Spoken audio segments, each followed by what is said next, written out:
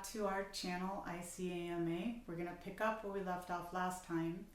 We were discussing our theory of low-grade bacterial translocation as the cause of chronic inflammatory disorders, and specifically IC. And we tried to give a broad overview of all the different things to think about so that you can start thinking and start to educate yourself on what it is we do.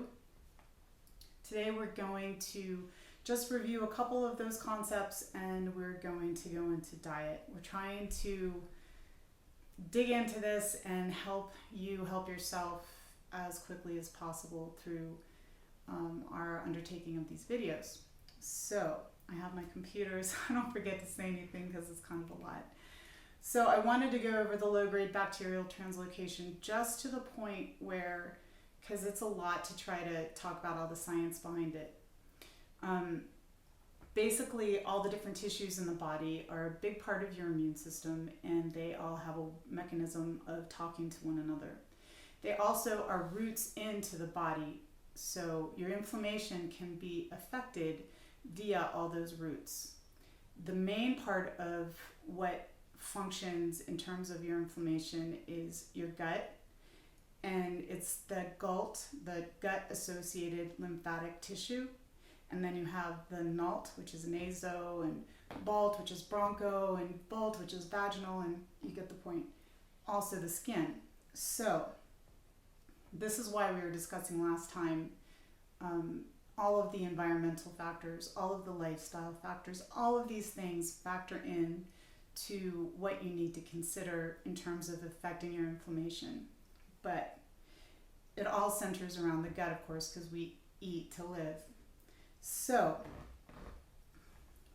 having said that, we're going to go into where to start with the diet. Another thing that I want to discuss before we go into diet, because what we've learned with diet and what we've seen in the clinic all of these years, there's a lot that's gone into that. So I wanted to give you a little background, because these days it's very popular to be vegan, to be pro-animal, and so forth. Boaz and I, for those who know us, we run a private rescue. We're very pro-animals. We love animals. We don't want to hurt animals. We believe in doing everything we can for them. So it's been really difficult for us to advocate to patients the eating of animal protein based on our emotional beliefs, because our emotional beliefs are a little bit different than our professional beliefs. So while we do advocate eating animal protein, we are working diligently on trying to come up with a way to make this program work for vegans and vegetarians. In the meantime, and we've made a lot of headway in that regard, but in the meantime, what we would say and what we've always said is find a local farmer who handles their animals humanely. We do not believe in factory farming. So we want you to take this information in that vein, because we want to underscore our love for animals and our own personal beliefs. Okay, there you go. So I said that. All right, so we have developed this diet. It's based on working with the body in order to get better as the inflammation goes down. So the diet isn't a diet like a low oxalate diet or, any one of the number of diets that are out there. There's so many different diets going on. The lectin diet, the non-grain diet, the ketogenic diet, and all of these things are incredibly interesting, important, and valid, I believe. But of course, we have our own perspective, which is involved with trying to not feed the inflammation. And what is the inflammation? The inflammation is all of this overgrowth that has infiltrated from the small intestine through the Peyer's patches into the lymphatic system, into the whole body, into the tissue throughout the whole body and the organs. So basically, it's all pervasive. It infiltrates your whole system. And as those little organisms are being fed through diet and to some extent through other environmental factors, it's growing, it's being allowed to grow. So what's the trick is to nourish your body without nourishing the overgrowth. Okay, so we have 5 stages basically, and that's a skeleton through which we have online, and you can find that on ICAMA.org. You can find our diet, and that's something that you can do.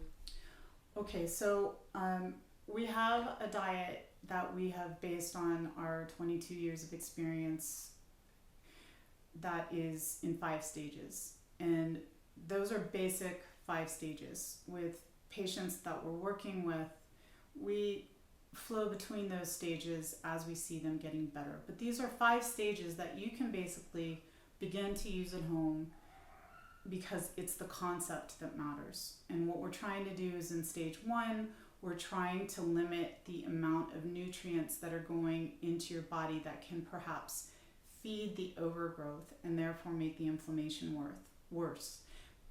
But it's enough to obviously nourish the human body. So that's where stage 1 starts. And as the inflammation starts to go down, because you're limiting the nutrients that are feeding the overgrowth, you can start to then pull from the next list and expand on list 1, slowly moving to list 2, and so forth until you've hit list 5.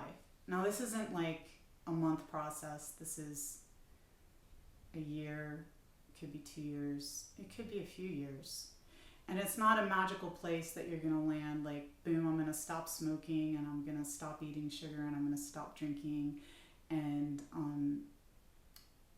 one day I'm just going to be able to go back to doing all of those things because now I'm better.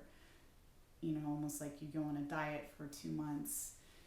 No, this is a change of lifestyle. This is a way to change the way you're looking at food, so that slowly, day by day, month by month, and eventually years by years, you are continuing to keep that inflammation. You're first getting the inflammation down to a normal level, and then you're continuing to maintain that inflammation in a very low level. We all have some degree of it.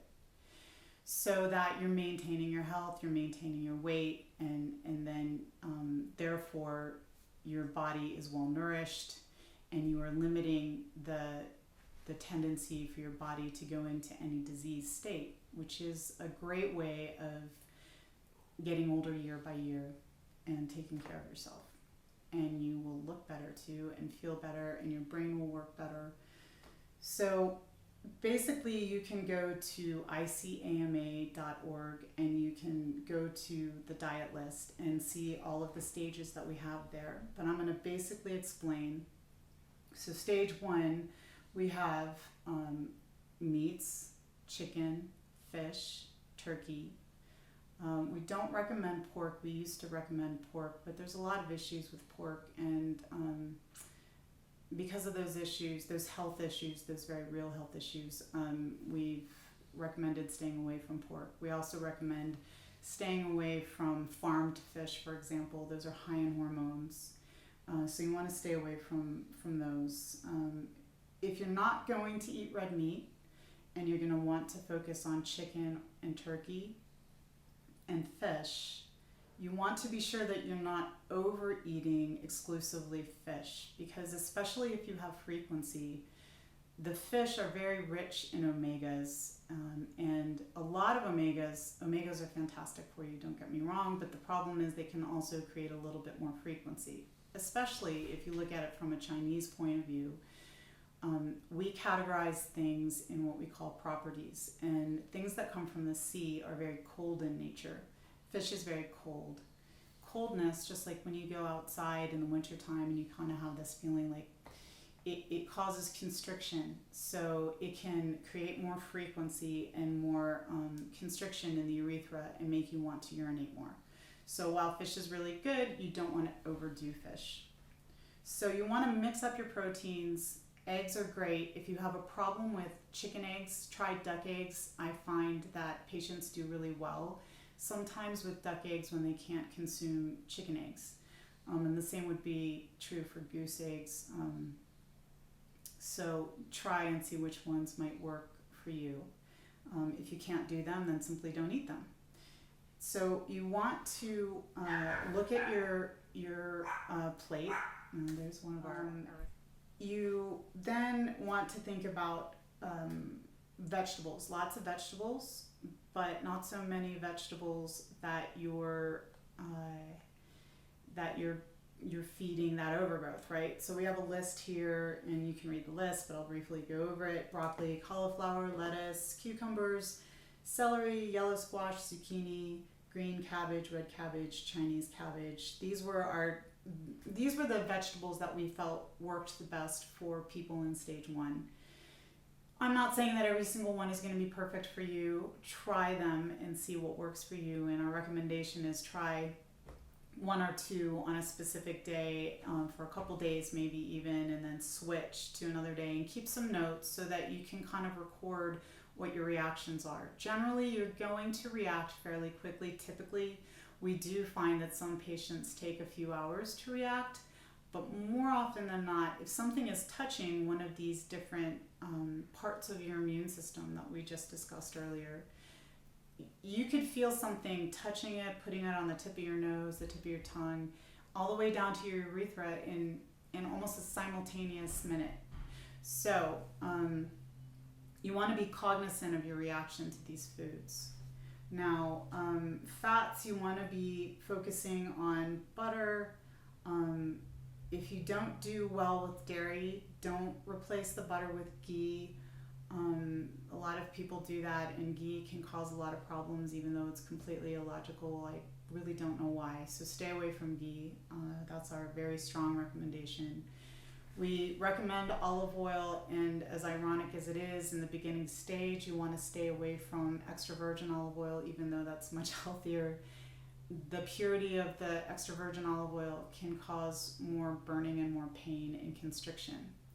Again, this is just for a short period of time. It's not enough that it's going to kill you, so you just do it for the limited amount of time in the vein that you are trying to get this inflammation down, and then we will slowly, you can move towards extra virgin olive oil by the time you've hit more like the mid to end stage, late of stage 3 diet. So then you want to think about starches. Now, we used to recommend wheat and rice and potatoes for stage 1. And in truth, you could still be looking at those. Although, as the years have gone on, especially in the last few years, when there's been more information about grains and how hard they are on your gut, we've kind of suggested seeing, do you do okay with rice? You may or may not. It might be a good idea to try to stay away from rice and to focus on the softer fibers of potatoes. The problem is then, you're going to eat potatoes till they're coming out of your ears, so it gets a little bit tricky. So maybe eat a small amount of white rice, and again, the white rice isn't the healthier thing, but the brown rice is harder on your digestive tract. So a lot of people have found that basmati rice is a little bit easier on their gut, as we have. And so you could do a little bit of basmati rice. Some say the jasmine rice is a little bit easier. We haven't had that much experience with the jasmine rice, and I don't know how much of a fan I am of that. I'm much more a fan of the basmati rice and the potatoes.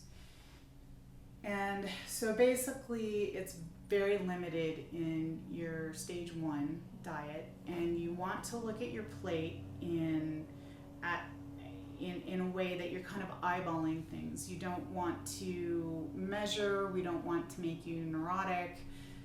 You want to have about a fist of animal protein, about 2 fists of vegetables, and maybe a half a fist of a starch. So this way your body can be built back up with the protein, be nourished by all of the vegetables, and you're only having enough starch to take you from meal to meal, and there's not enough starch left over to turn into sugars and fat and feed the inflammation. So this would be list 1, and once you start on list 1, then you can slowly move into the next lists. However, being on list 1, one could be looking at list 1 for probably, many months. It's not going to be many days or, a few weeks.